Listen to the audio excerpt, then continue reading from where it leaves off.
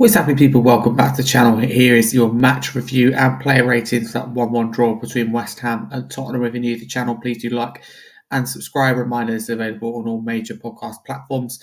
And thank you very much, Chris Callan, for this opportunity. Let's get straight into it. So I think overall, a draw is probably a fair result. I think the game lacked quality, and you could tell it's 16th versus 17th. Yeah, both teams lacking quality, as I said there, was a big factor. I just think that it wasn't the best game for the neutral. To be totally honest with you, both teams lacking that confidence. You could tell both in bad form, both wanting the season to end. The only difference is for Spurs, still got the Europa League campaign to hold on to.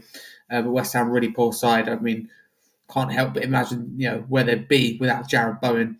I don't think a point's bad considering what heavy rotation, wholesale changes, 8 changes. But also the other argument is, look, it's only West Ham. Like I said there, without Bowen, it's a poor side. It's a really poor side. But I think either side, West Ham looked more likely to win it, in particular at the end when they made those 4 changes, which were, effective. Certainly in terms of Ward-Prowse was effective. Soler causing problems with his passing. But I think we'd be overall happy. It's a fully rested, fully rotated, fully different back line that coped really well. There's real positives like Mikey Moore got minutes, come on, done really well.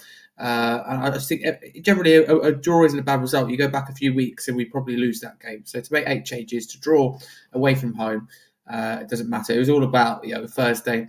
So today I think that, we could be happy with that. No players injured either, which is fantastic. So let's move on to my player ratings, including substitutes and manager Ange Postecoglou.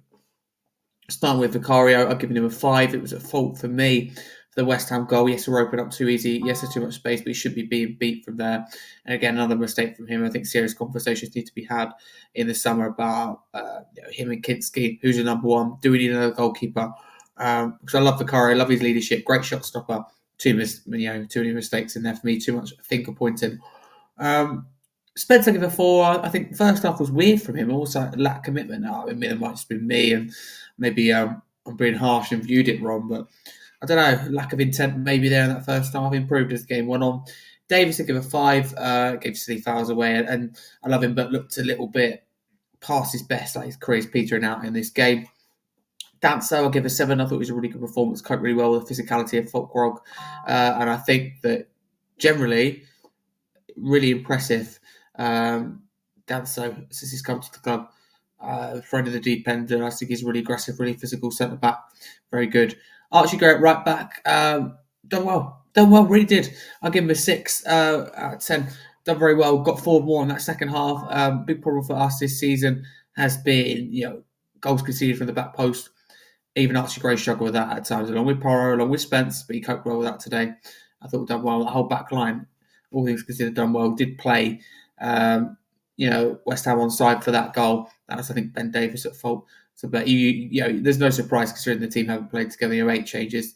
But I give a 5. I think he's been better in the last couple of weeks. I don't think it's a player we probably do move on at the end of the season. There wasn't many options in the middle of the park. Obviously, Maddison unavailable, for example, so that Bentancur not being risked. Sarah, give a 5. Like his energy, didn't really offer much though. Kulusevski, interesting conversation to be had here. I really like him. And obviously, you're never going to hit the ground running and returning from injury. But I think he has to be doing more. And a lot of it is you've got to understand he sets himself high standards. He did at the start of the season. It's easy to forget now. It feels a few weeks ago since he's been out.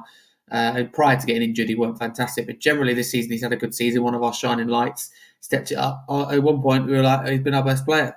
So it's easy to forget that. He just, he says, so when you set yourself a high bar, high standards, this doesn't look very good for him. And I think he has to be doing more, although he's just come back from injury. It'd take a while to get up to match fitness, match sharpness. But I think he has to offer more, in particular the news that it looks like Maddison's out as well till the end of the season. Doesn't look good. They're waiting the scan results, but at the time of recording, does not look good.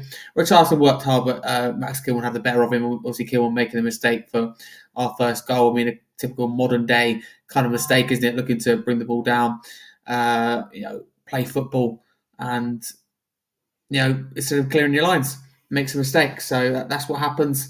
And we were punished for that. Tell does very well, deserves a lot of credit, by the way, for me. That press, we'll get on to him next. So I think that Richarlison, yeah, just no real end product in this game. Just wasn't his game, but he worked hard. I still think he'd be a key player for us Thursday. I'll give him a 5. Matthias Tell, I'll give a 7. As I said there, deserves a lot of credit for his press, which forced the error of Max Kilman. Kilman's rushed that rather than taking time because of the presence of Matthias Tell. Growing game by game. For me, we signed him in the summer. Of course, we need to renegotiate that price lower, that asking price that Bayern put to buy him, the option to buy. But I really like him. Odebear, I have to give him a 7 for getting that goal alone. Again, looks really positive. Both our wingers were positive in this game. Only one substitution from Alan Hughes. Don't mind that. Mikey Moore, I'll give a 7. I thought we come on, looked good. I mean, he's been starved the minutes. These minutes have been long overdue. So we don't know the ins and outs. We don't know what happens behind the scenes. We don't know what happens in training. And he's a raw young talent that needs to be nursed. We've got to understand that. We've got to be patient as fans. But for me, he looks ready. He looks ready and he looks hungry, and it comes on, makes a difference whether it be his favourite left-hand side or the right-hand side. So I was really happy with that. Listen, fans are going to moan either way. They're going to moan if we play the full team and we win the game, and you're taking it too seriously. They're going to moan like today, only draw. How comes you can't beat West Ham? So you can't win either way. But I think Ange's got it right. He's finally realised that Europa League is far more important because we can still make it a special season. We win the Europa League, we play Champions League football next season, and we end our trophy drought. That's what it's all about next Thursday. Those are my post-match thoughts. Those are my player ratings. Thanks to Chris Cullen for this opportunity. Really feel like part of the family now here at the Spurs Chat podcast.